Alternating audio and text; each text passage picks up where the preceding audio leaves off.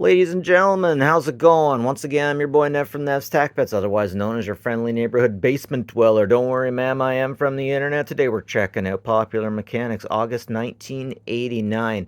Now, I'm checking this out as a tech who's really interested in just looking at society. Man, I'm a little bit autistic, and I like to use certain things in order to get a 0 point for with everything in society. Now, I love computers. And I love to look back and figure out what society was like in the 80s, how we have changed, how far we have come. And I've been asked to show all of the advertisements. Now, what I'm expecting to see next is alcoholism and tobacco. Oh, maybe on the next page. Okay, alcoholism. No, oh, we're doing pretty good. I wonder if this is a dry issue. Legit, though, they must still be making the Mustang, right? Tell me they're still making the Mustang. Oh, yes. Oh, we get a retro futurism look in the inside of a Mustang? Yes, okay, I'm finding that. Oh, guys, it's the centerfold! My blood runs cold. My memory has just been sold. My angel in the centerfold. Na na na na na na na na na na na na na.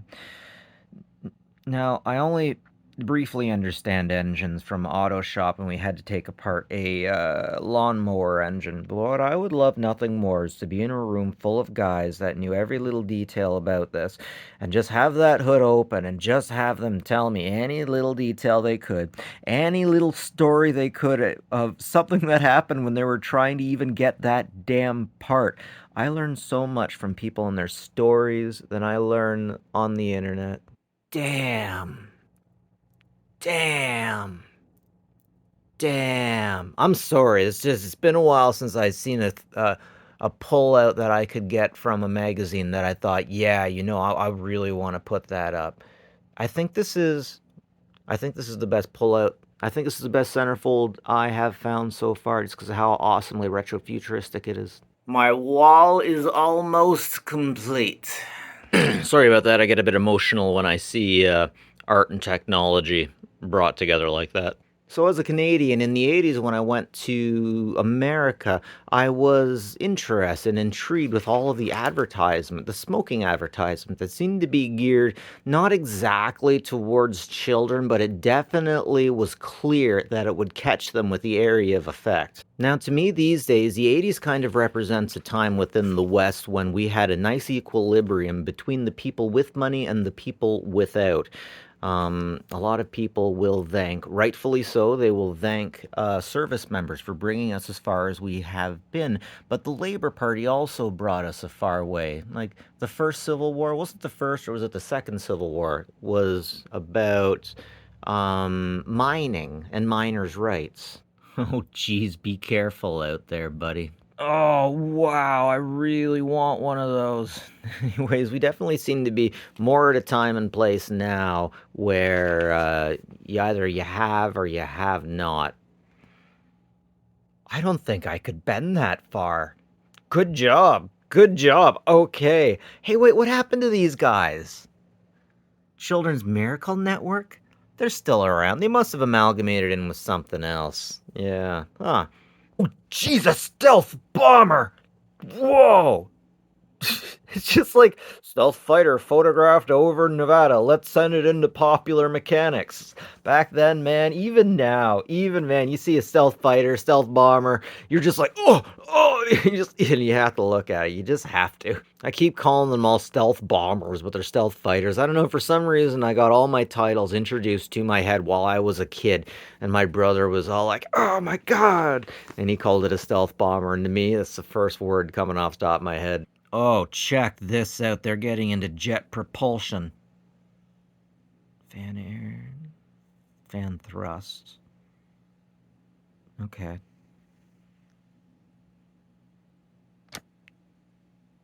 Okay. Okay. I have no idea what I'm looking at. Man, I could look at space retrofuturism all frickin' day. Anyways, what I wanted to say about the Sagarat thing is, isn't it interesting that that kids would be caught up in that area of effect? Ooh. Kids would be caught up in that area. How are you above... Okay. Kids could be caught up in that area of effect. But what's really interesting is anyone old enough to remember this magazine will remember all of the lords of the cigarette companies getting together and being like, we just want to promise that cigarettes are not addictive. We promise they're not addictive. Pinky swear. But I mean, like, integrity is not really all that much of a thing as long as you have money. As long as money's moving, everyone's okay. Integrity's secondary. Look at this beautiful wood pile. I love the stain on the side of that. It damn near looks like Damastic steel. Damascus steel, sorry. Oh, guys. Oh, I'm having one of those overly emotional moments. It's howdy doody. It's howdy doody time. That was a Canadian program, right? I'm surprised that it made it down to the States. Frickin' love these round TVs. So interesting how poor the picture was, how round the picture was at one time.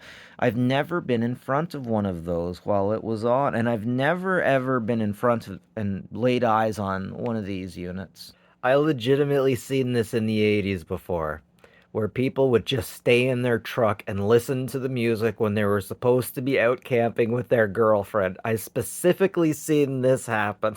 Here's an advertisement for V6 powered engines. I mean, these advertisements were really something. The art put behind this, I don't even understand the theory. Oh, this is wet on wet. I bet that's wet on wet. Okay. Okay. I'm still looking for someone to tell me, when did channel locks and, grips start actually coming with comfortable handles? When did that start? When did that begin? Because when I'm looking in the 50s, it's clear that they're selling them without. Bringing me to an interesting thought, back in the day, everyone was like, oh, that wouldn't matter. In the 50s, oh, that wouldn't matter. Just get the glove on, stop being so soft. But man, when you're doing that all day, yeah, sorry, Grandpa, I need a grip. The Voyager's last close encounter. The Voyager, of course, is that doohickey they sent out into the stars.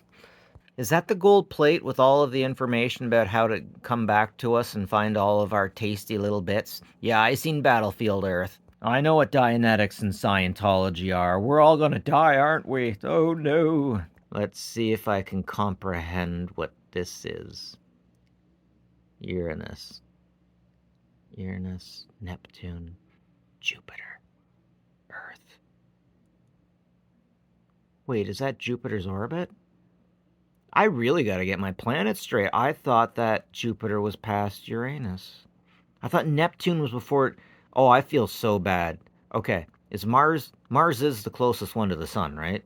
I just want to take a second to appreciate the fact that I'll never have to know about the technology involved in all of this, and the only reason that photography is as big deal as it is right now, the only reason that there's such university classes on it right now, is because of how frickin' difficult it was. And there was a time when being a photographer meant that you had to have a lot of talent, and it's not so much that anymore. I'm not saying that being a photographer is easy. But one thing I'm understanding is you get photographers and you get developers, and both people love photography. It just makes so much sense to advertise with whammons. Okay. Someone's got to explain to me what this is. What is this? The 1971 Boss? It's the Boss! It's the Boss! The King Cobra. I feel like you have to have a black leather coat to drive that. I know every now and then there's actually people who care about the boating section. It just seems to be something totally beyond me. Yeah, look, they actually give you the image of the helm. I love it. We need to just take a second and appreciate the facts that they give us the schematics for everything. I feel like I have to stop and talk about that in every video because it's such a remarkable thing. We don't have the equivalent to this. Popular Mechanics, this is a beautiful magazine, and just things like this, such beautifully mundane information that can just pass by us under our nose and slip away without meaning. This just seems like, when I look at Popular Mechanics and I appreciate everything in it, it just, what is it, like tears in the rain, right? As time goes by, so much beautiful information. Ground attack, I want one of those. Oh wait, it's a Dodge. It's a Chevy. I don't bad luck for me. That sign, bad luck. I've never really done but bad luck. I don't like the Dodge brothers because of what they did. Henry Ford wanted to pay more people more money, and they're like, no, this money must go to the investors. No, it can't go to the working employees. And it went all the way to look at that. Not bad, not bad.